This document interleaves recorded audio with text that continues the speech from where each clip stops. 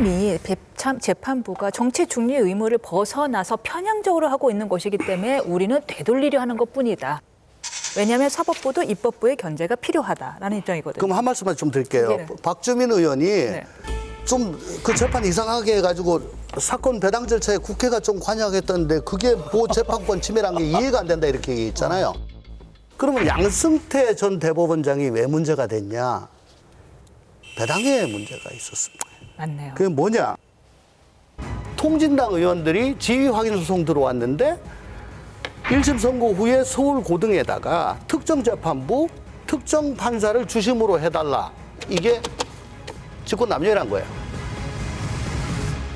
신영철 전 대법관 있죠? 최초로 그 현직 대법관이 탄핵 발의가 됐었습니다. 왜 그랬냐? 2008년도 그 이명박 정부에서 촛불 사건. 그때 중앙지법 법원장으로 계실 때 보수적인 재판부에 밀어주려고 했다라고 그때 난리가 나가지고 사법 파동이 났어요. 그러면 앞에 양승태 전 대법원장 때는 민주당 이해찬 전 대표가 군부 독재 시절에도 이렇게 안 했는데 참담하다 그랬습니다. 대법원장이. 외부도 아니고 대법원장이 그랬다고. 그리고 이 신영철 대법관 때는 우리 그 박지원 의원님께서 신 대법관은 적법 절차 위법했다.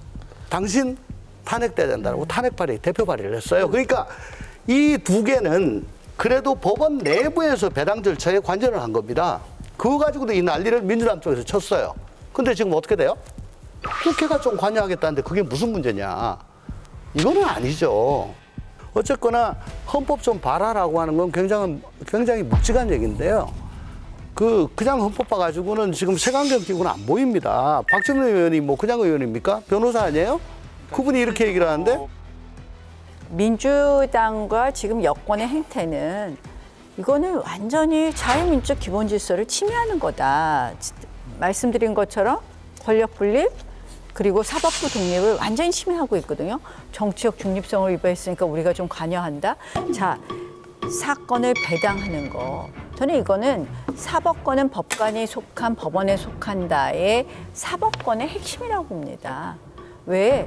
배당을요, 인위적으로 하고 자기적으로 하면 그거 자체가 재판의 공정성을 침해하게 됩니다. 근데 이걸 갖다 자꾸 좌지우지하려는 거, 이미 지금 재판이 진행되고 있는데 판사를 바꿔치려는 거, 이거는 아주 중대한 사법권을 침해하는 겁니다. 사법부 독립을 흔드는 겁니다. 지금 상권 분립도 부정해, 지금 사법부 독립도 침해해. 이건 뭡니까? 자, 헌법 8조에 보면요, 정당의 목적이나 활동이 헌법에 위반됐을 때는, 그러니까 민주적 기본 질서를 침해했을 때는 위헌정당 해산 심판할 수 있어요. 오히려 위헌정당 그래서 제가 야 이거는 민주당의 입법 내란이다. 이거 위헌정당 해산 심판 검토해달라고 총리한테 지난번에 대정부 질문했는데요. 딴소리만 하더라고요, 총리. 이런 상태로 보면 두 정당 다 해산돼야 돼요. 지금 더불어민주당이 검찰 아작내겠다, 해체하겠다, 대법원장 뭐 심지어 사퇴시키겠다, 수사받아라 이러는데요. 그 똑같은 잣대를 국회랑 국회의원한테 들이대면은요. 국회는 10번도 더 넘게 해체됐어야 돼요. 본인들한테는 한없이 관대하면서 다른 중요한 임무를 수행하는 국가기관들은 우리한테 수틀리게 하면은 다 해체시켜버리고 이거 진짜 코미디 아닙니까? 저는 굉장히 기괴한 일이다. 그렇게 생각합니다. 제가 여야 정당을 이렇게 기자 입장에서 이렇게 경험한 바로는 민주당과 국민의힘이 좀 차이가 하나 있어요. 사실 정치에서 선악이 없는데 그 국민의힘은 그 정권이 교체돼서 정권을 잡으면 전임 정부 털죠. 하는데 그 주어진 그 제도권 틀 안에서 합니다. 감사원 이용해서 문재인 정부 많이 털었죠. 검찰에서 수사도 했어요. 그런데 민주당은 여기 하나 더 얹습니다. 뭐냐면 법을 만들어요. 특검을 만들고 특별재판부를 만들고 탄핵하고. 네, 탄핵하고.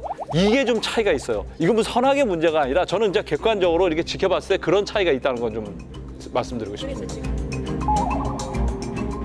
예, 그래서 이제 목요일에 이 여당에서 그래서 이제 재판부에 대한 정치권 추천 몫을 뺐습니다. 그리고 이제 위헌에 대한 여지는 다 불식시켰다라는 입장인데요. 어떻게 보십니까? 여전히 위헌입니다. 지금 3가지 특별재판부 만들었잖아요. 근데 여전히 위헌인 게 아니 일단 특별재판부를 만들라 말라 정치권에서 말하는 것부터가 사법권을 침해하는 것이고 자, 2번째 정치인들이 추천하는 건 추천권을 뺐다고 했지만 판사를 추천하는 걸 갖다 외부 인사가 좌지우지하고 있어요. 그거 자체도 위헌입니다. 그래서 이 사법권의 독립을 심하게 침대했다. 그래서 저는 여전히 위헌이다. 그리고 특히 내란 특별재판부는 이미 지기현 판사가 하고 있는데 그걸 바꿔치겠다? 이거는 아니, 그러니까 법관 바꾸겠다는 쇼핑이죠. 거예요. 법관 쇼핑. 법관 쇼핑이에요. 나 지금 판사 재판장 마음에 안 들어. 다른 그렇습니다. 재판장으로 해. 그러면 거기서 재판받고 있는 피고인들은 뭡니까? 왜 나 지금까지 열심히 했는데 갑자기 바꿔가지고 딴 재판장 갖고 와서 그러면 그 재판장이 뭐라고 판결을 내도 내가 생각하기에 조금 중하게 나오면 그 수긍하겠어요?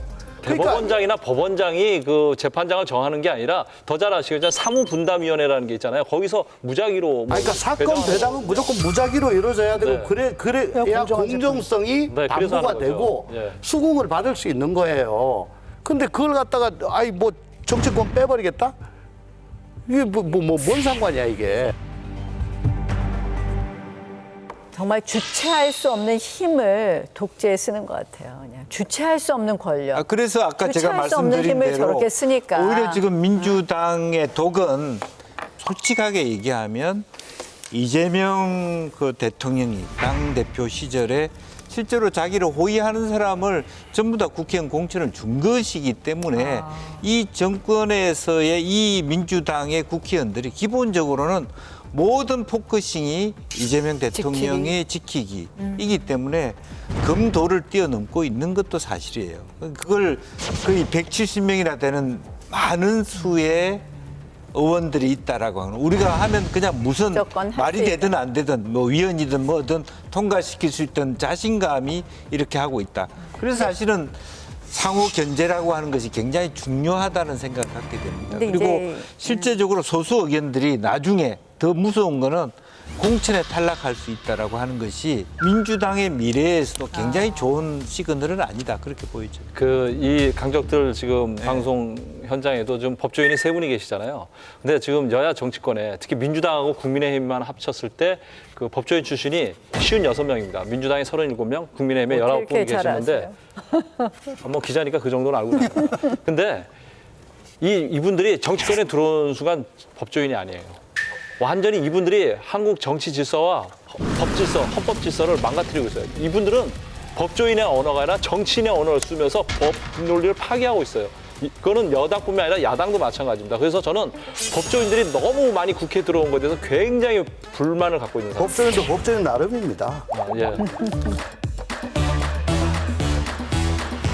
이게 근데 한마디만 더 붙이자면은 이게 특별재판부 아니겠습니까? 이번이 한 번이 아니라는 거예요. 한 번 가능한 거잖아요. 2번도 가능하고 3번도 가능하고 4번도 맞아요. 가능합니다. 이런 식으로 되게 되면 사실 그 사법부가 의미가 없어지는 거잖아요. 재판들을 사법부 바깥에서 계속 하겠다는 얘기인데 이게 좀 그래서 대법관 정원을 지금 26명으로 지금 늘리는 걸 확정했잖아요.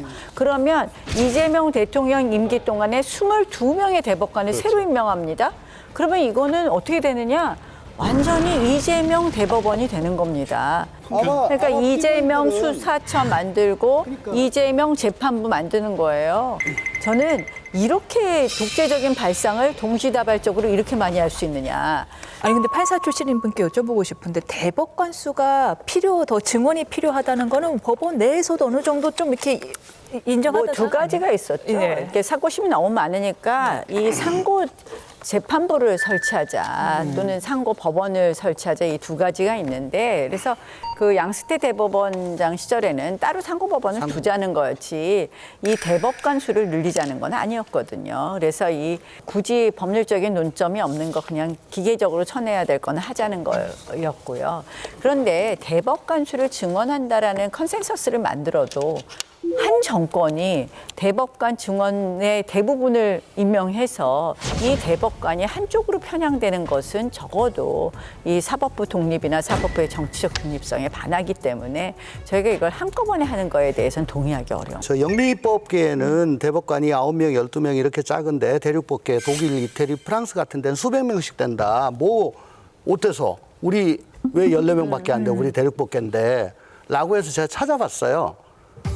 보니까 거긴 또 상급 대법관이 있고 그냥 대법관이 있는데 그냥 대법관은 우리나라의 재판연구관 같은 거야.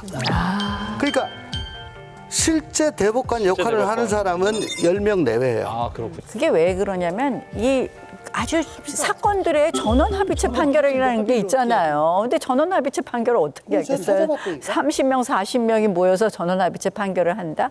불가능한 거기 때문에 지금 이 대법관 증언까지 해가면서까지도 이제 사법부를 완전 마음대로 하겠다, 주물르겠다.